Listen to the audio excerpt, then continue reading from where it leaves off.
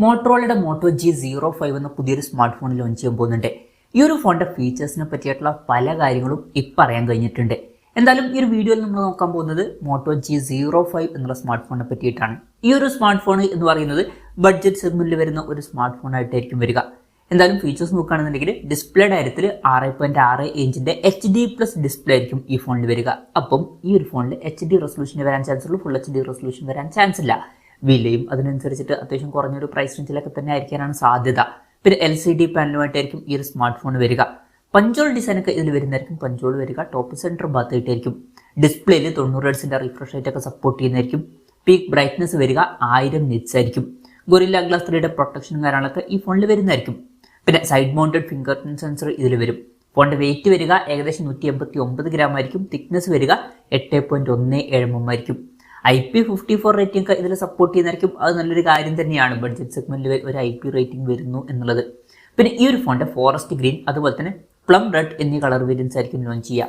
ഇനി പ്രോസസറിന്റെ കാര്യത്തിലോട്ട് വരികയാണെന്നുണ്ടെങ്കിൽ MediaTekന്റെ Helio G81 എന്നുള്ള പ്രോസസറുമായിട്ടായിരിക്കും ഈ ഒരു സ്മാർട്ട് ഫോൺ വരിക. ഇത് ബേസിക് ആയിട്ടുള്ള ഒരു പ്രോസസറാണ്. ബേസിക് ആയിട്ടുള്ള കാര്യങ്ങളൊക്കെ നടന്നു പോവേണ്ടതാണ്. മികച്ചൊരു പെർഫോമൻസ് ഒന്നും എക്സ്പെക്ട് ചെയ്യാൻ പറ്റില്ല. പക്ഷേ ഈ ഫോണിന്റെ വില 7,500 രൂപ പ്രൈസ് റേഞ്ചിലൊക്കെ ആയിട്ട് വരികയാണെന്നുണ്ടെങ്കിൽ ആ ഒരു പ്രൈസ് റേഞ്ചിൽ ഇത് അത്യാവശ്യം തിരക്കേടില്ലാത്ത നല്ലൊരു പ്രോസസറൊക്കെ തന്നെയാണ്. പിന്നെ 5G സപ്പോർട്ട് ഒന്നും ഉണ്ടാവില്ല. മാക്സിമം 4G സപ്പോർട്ട് ആയിരിക്കും വരിക. ബേസ് വേരിയന്റിൽ 4GB റാമും 64GB ഇന്റേണലും വരുന്നതായിരിക്കും. 4GB റാമും 128GB ഇന്റേണലുമായിട്ട് വരുന്ന ഒരു വെർഷൻ വരുന്നതായിരിക്കും. LPDDR4Xന്റെ റാം ആയിരിക്കും ഇതിൽ വരിക.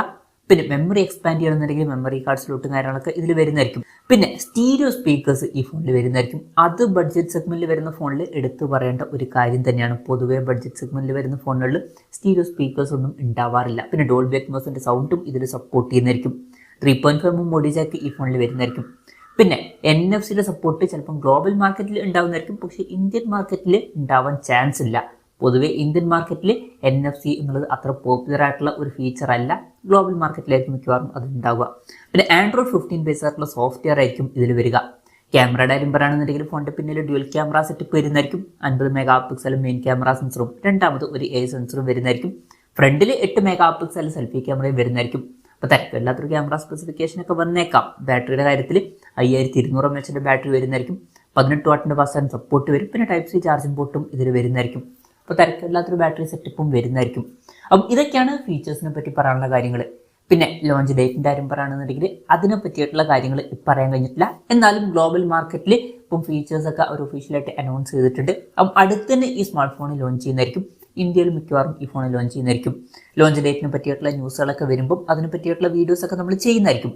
അപ്പം അതുപോലുള്ള വീഡിയോസ് കാണാൻ താല്പര്യമുണ്ടെന്നുണ്ടെങ്കിൽ ഈ ചാനൽ സബ്സ്ക്രൈബ് ചെയ്യാവുന്നതാണ്. പിന്നെ വിലയുടെ കാര്യം പറയുകയാണെന്നുണ്ടെങ്കിൽ അതിനെ പറ്റിയിട്ടുള്ള കാര്യങ്ങളൊന്നും ഇപ്പം അറിയാൻ കഴിഞ്ഞിട്ടില്ല. എന്നാലും നമ്മുടെ എക്സ്പെക്ടേഷൻ പറയുകയാണെന്നുണ്ടെങ്കിൽ ഫീച്ചേഴ്സ് ഒക്കെ വെച്ച് നോക്കുമ്പോൾ ഈ ഒരു ഫോണ് 6500 to 7500 രൂപ പ്രൈസ് റേഞ്ചിലായിട്ട് ലോഞ്ച് ചെയ്തേക്കാം. മാക്സിമം നമ്മൾ 7500 രൂപ പ്രൈസ് റേഞ്ചിലായിട്ടാണ് ഈ ഫോൺ എക്സ്പെക്ട് ചെയ്യുന്നത്.